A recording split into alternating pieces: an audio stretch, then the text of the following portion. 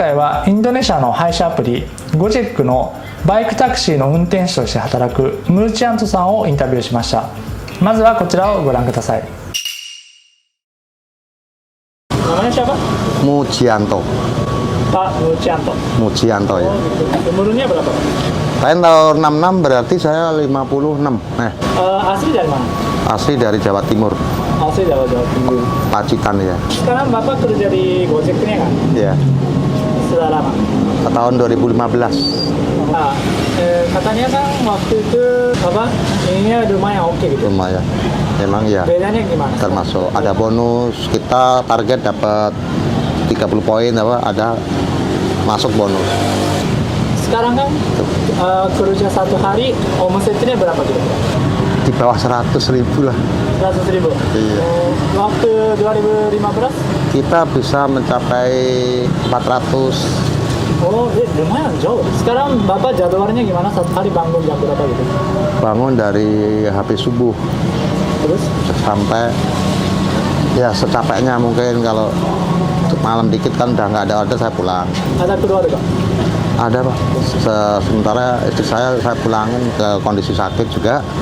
Punya anak bayi saya masih punya anak umur 4 tahun kurang. Kendala ibunya juga sakit terus terang aja kejiwaan. Oh gitu. Tapi kemarin udah saya bawa ke rumah sakit Solo, udah sembuh, udah 95%. Cuman obat masih berjalan terus. Anak saya ada 3. Yang pertama umurnya udah ya 30-an lah, yang duanya itu 30 sama 25 itu. Tapi ibunya kan meninggal waktu itu. Terus saya disuruh rumah tangga lagi, daripada sendirian. Ternyata nongol anak lagi, cewek yang terakhir. Waktu kapan? Waktu umur berapa? Ya waktu anak saya lepas SMA, lepas sekolah. Umurnya dia tahun 82, berarti hampir 37, hampir 40. Caranya gimana sih dapat istri yang muda? Ya yang di sono Pak, Di kampung? yang di atas yang nentuin. Ya kebetulan saya posisi dia habis cerai sama lakinya resmi ketemu saya pas posisi di ojek juga. Dia nanya-nanya, saya juga nanya. Kebetulan saya juga posisi istri saya udah gak ada. Pintar banget Pak. Nah, iya yang di atas yang nentuin. Ya dalam hati saya, kok mau kamu sama saya umur tua begini. Ya, dia lebih senang sama yang tua, bisa berpikir dewasa. Karena dia trauma dengan laki pertama. Bahkan belum punya anak. Bahkan bisa dihitung hari nikahnya itu. Istrinya kerja? Istrinya tadinya juga dulu bekas TKI, pernah di Kroasia, pernah di Malaysia. Ya untuk bahasa Inggrisnya dia kemarin di Simpruk Teras juga pernah pemandu dari orang Korea atau apa ya. Jadi bahasa Inggrisnya dia agak pintar.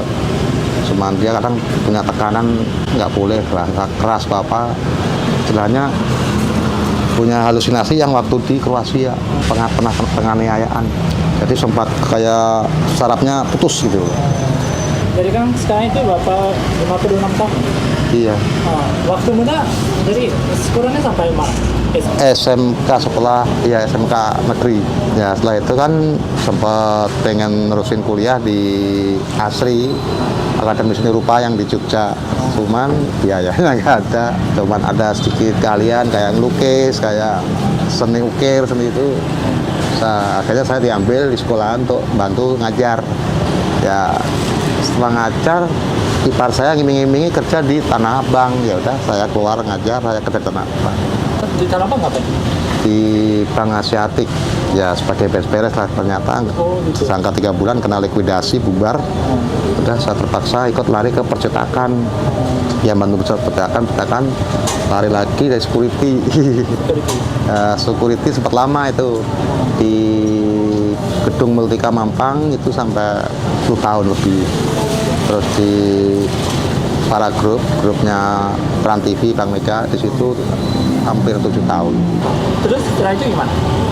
Ya setelah itu security yang tadinya sistem karyawan tetap, akhirnya sistem kontrak yang waktu itu ya kurang nyaman, resikonya juga berat. saya lari ke Gojek. Bapak nanti rencananya gimana?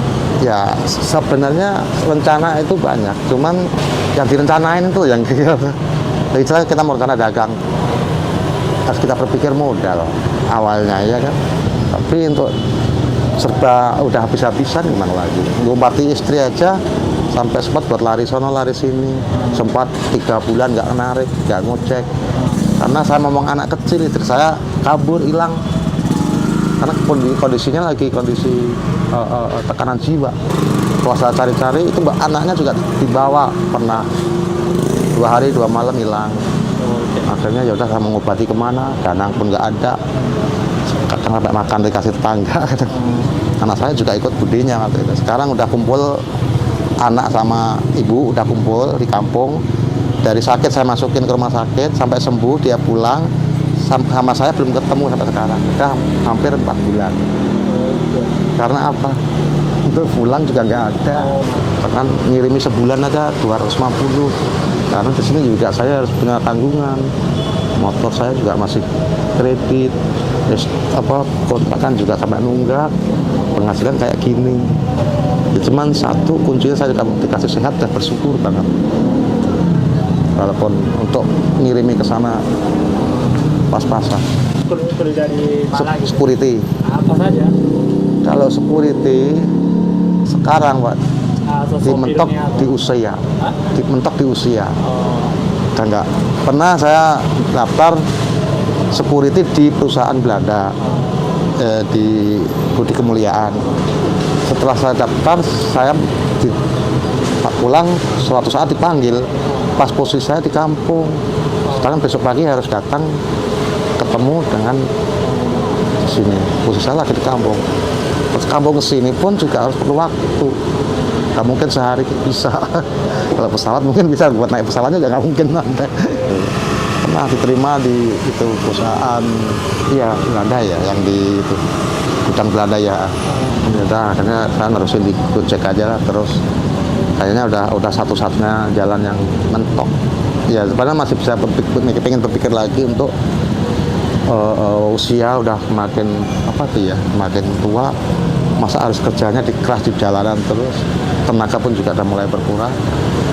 Suatu pengen istilahnya usaha kayak dagang, kayak apa ya, kalau bisa lah pulang ke asal, kayak saya di Wonogiri, mendingan di sana saya usaha dagang.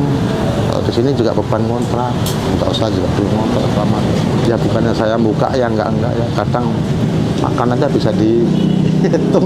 Ada orang Jepang. Nah, ada komennya? Ya istilahnya bukan untuk saya untuk membuka aib saya ya, emang kenyataan seperti itu. Ya, kenyataan seperti itu.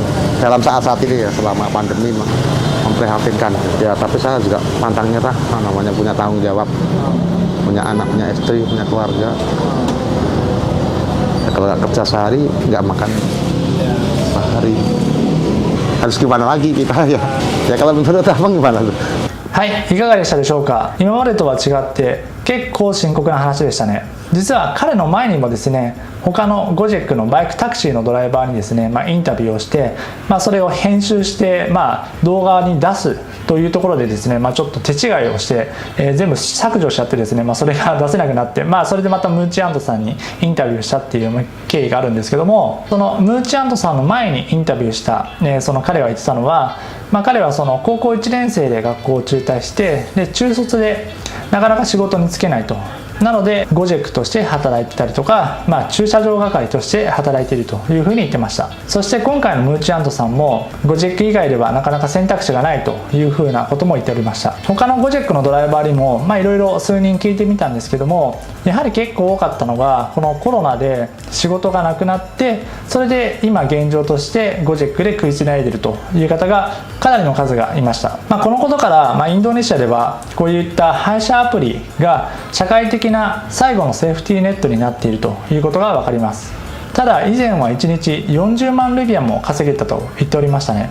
1日40万ルピア稼げるというと、インドネシアではかなりいい方だというふうに思うんですけども、今では1日だいたい10万ルピアと言っておりました。その辺は人によって変わってくるとは思うんですけども、ムーチアントさんの場合、1日の売り上げが10万ルピアの場合だと、ガソリン代やバイクのメンテナンス費などを差し引くと、なかなか手元に残るお金は少ないのかなというふうには思います。コロナ禍でそういった失業した方が配車アプリに流れていくということになると、やはり仕事の分配はそれに伴って減ってしまうので、なかなか悪循環に陥っているなという印象も受けます。またムーチャントさんの奥さんが外国でお手伝いさんとして働いてた時に虐待を受けたということも言っておりました。実はインドネシア人は中東や他のアジアの国に出稼ぎでお手伝いさんとして働くというケースが結構多くあります。そしてコロナ前にはですね、ジョコイ大統領なんかも取り上げてたんですけども、外国でお手伝いさんとしていったインドネシア人に対してその雇い主の人たちが虐待をするというのが問題となっておりました。今回のムーチャントさんの奥さんもその被害者の一人ということとなります。彼の話を聞いて、コロナでやはりじわじわとですね、経済的に困窮する人が増えているなというふうな感じを受けます。一日も早くコロナが収束して経済が再び活性化することを祈っております。それではまた次回の動画でお会いしましょう。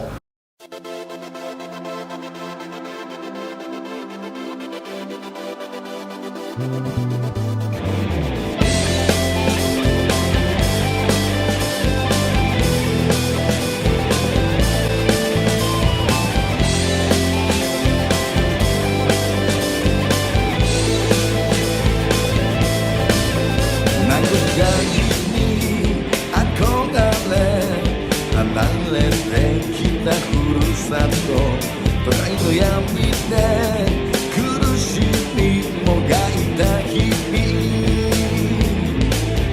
いつかは君